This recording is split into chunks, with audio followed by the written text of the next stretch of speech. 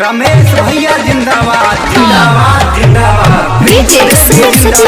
जिंदाबाद जिंदाबाद। अपना नेता कैसा हो, रिंकू देवी जैसा हो। जिंदाबाद जिंदाबाद। रिंकू देवी जिंदाबाद जिंदाबाद जिंदाबाद। अभी गेले चुनाव के बाहरी, अब की रमेश भैया के जितई है भैया। रमेश भैया जिंदाबाद जिंदाबाद जिंदाबाद। रिंकू देवी जिंदाबाद जिंदाबाद जिंदाबाद। अभी गेले चुनाव के बाहरी, अब की रमेश भैया के जितई है भैया। ए बहिनी रिंकू देवी के जितई है बहिनी। टक्कर पूरा गाँव में सब टहाई तो विकास बहिनी बहिनी करते पूरा गाँव में सबका विकास भैया। अभी गेले चुनाव के बाहरी, अब की रमेश भैया के जितई है भैया। ए बहिनी रिंकू देवी के जितई है बहिनी। टक्कर पूरा गाँव में सब टहाई तो विकास बहिनी बहिनी करते पूरा गाँव में सबका विकास भैया। जी हाँ मेरे प्यारे मतदाता बंधु, वक्त आ गया है, घड़ी आ गई है। चप्पा चप्पा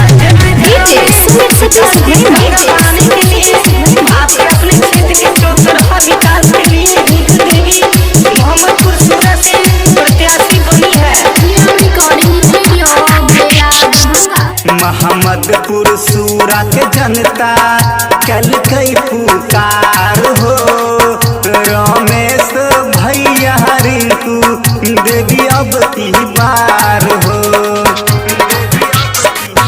मोहम्मदपुर सूरा के जनता कल कई पुकार हो। रमेश भैया रिंकू देवी अहबा की बार हो। गर्व के बनते सहारा, अब की रमेश भैया के जितई है भैया।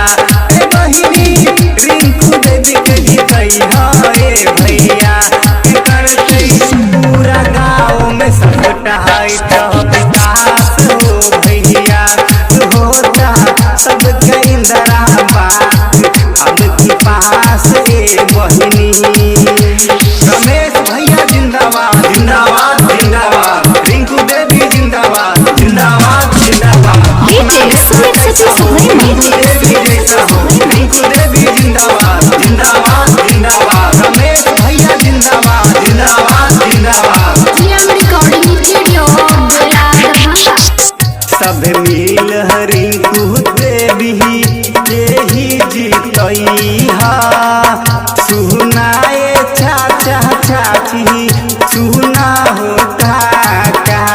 रिंकू देवी जिंदाबाद। सब मिल रिंकू देवी यही जीतई हा। सुनाए चाचा चाची सुना हो काका।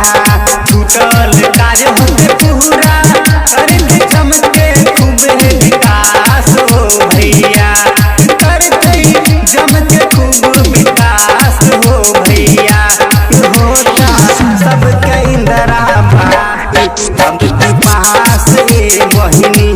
रमेश भैया जिंदाबाद जिंदाबाद जिंदाबाद। रिंकू देवी जिंदाबाद जिंदाबाद जिंदाबाद। रिकॉर्डिंग स्टूडियो बेला दरबार।